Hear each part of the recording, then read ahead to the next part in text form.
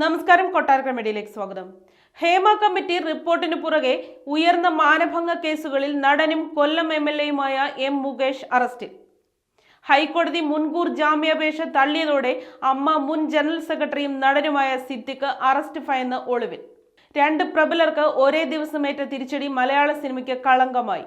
3 മണിക്കൂർ ചോദ്യം ചെയ്യലിന് ശേഷമാണ് പ്രത്യേക അന്വേഷണ സംഘം മുകേഷിന്റെ അറസ്റ്റ് രേഖപ്പെടുത്തിയത്. മുൻകൂർ ജാമ്യമുള്ളതിനാൽ പിന്നീട് വിട്ടയച്ചു. സാഹചര്യ തെളിവുകൾക്ക് സിദ്ദിഖിനെതിരെ പ്രഥമദൃഷ്ട്യാ കുറ്റം നിലനിൽക്കുന്നുവെന്ന് വ്യക്തമാക്കിയാണ് ജസ്റ്റിസ് CS ഡയസ് മുൻകൂർ ജാമ്യാപേക്ഷ തള്ളിയത്. പരാതി അങ്ങേയറ്റം ഗുരുതരവും ബലാത്സംഗത്തിന്റെ പരിധിയിൽ വരുന്നതുമാണ്.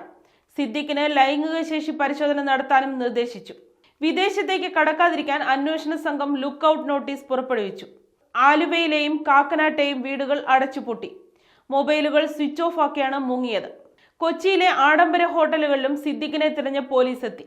സിനിമയിൽ അവസരം വാഗ്ദാനം ചെയ്ത് 2016-ൽ മസ്കോട്ട് ഹോട്ടലിലെത്തിച്ച് പീഡിപ്പിച്ചതാണ് പരാതി.